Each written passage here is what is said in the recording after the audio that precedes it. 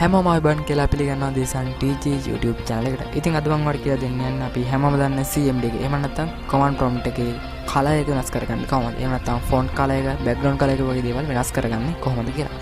මුලින්ම මම Windows R key press කරලා මේක run open කරගෙන CMD කියලා type කරලා okay කරගන්නවා. ඊට පස්සේ මම මේකට open කරගන්නවා CMD එක. ඉතින් අපි මුලින්ම දැනගන්න ඕනේ මොනවද තියෙන colors කොහොමද වෙනස් කරන්නේ මේ වගේ දේවල් කියලා.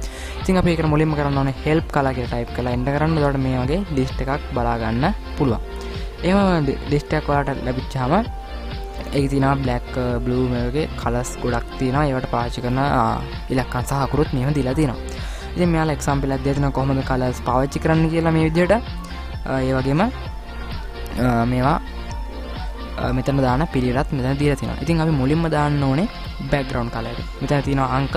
අපි දෙන්න ඕනේ මෙතන color කියලා code එකක්. color කියලා code එක දීලා මුලින්ම type කරන space එකක් තියලා අපේ background එක මොන වගේ පාටක්ද ඕනේ කියලා. ඉතින් මට ඕනේ කළු පාටමයි ඉන්නවා බිඳුව type කරගන්නවා. ඊට පස්සේ මට ඕනේ මේ අකුරු ටික කහ පාට කරන්න. එහෙම නැත්නම් yellow කරන්න. ඉතින් මම ඒක type කරගන්නවා 6 කියලා. දැන් මේ විදිහට type කරලා අපි enter කරගත්තොත් එහෙම මෙන්න මේ විදිහට සම්පූර්ණ command prompt එකේ font color එක yellow වෙනවා. background color එක අපි වෙනස් කරන්නේ නැති නිසා black ම තියෙනවා. ඉතින් ඔයාලට පුළුවන් මෙතන තියෙන කැමති පාට දෙකක් තෝරගෙන ඔයාගේ command prompt එක මේ විදිහට වෙනස් කරගන්න. පුංචි ප්‍රශ්නයක් තියෙනවා. ඒ තමයි මේක අපි CMD එක close කරලා open කරද්දී ආයෙත් reset වෙලා තමයි open වෙන්නේ. ඉතින් ඔයාලට පුළුවන් social media මාව follow කරන්න. මේ තියෙන්නේ මගේ social media set එක. දේශන් TG කියලා search එකක් දාන්න. YouTube මාව subscribe කරන්නත් අමතක කරන්න එපා. ගිහින් එනවා. තාත් මේ වගේ වීඩියෝ එකකින් හම්බෙමු.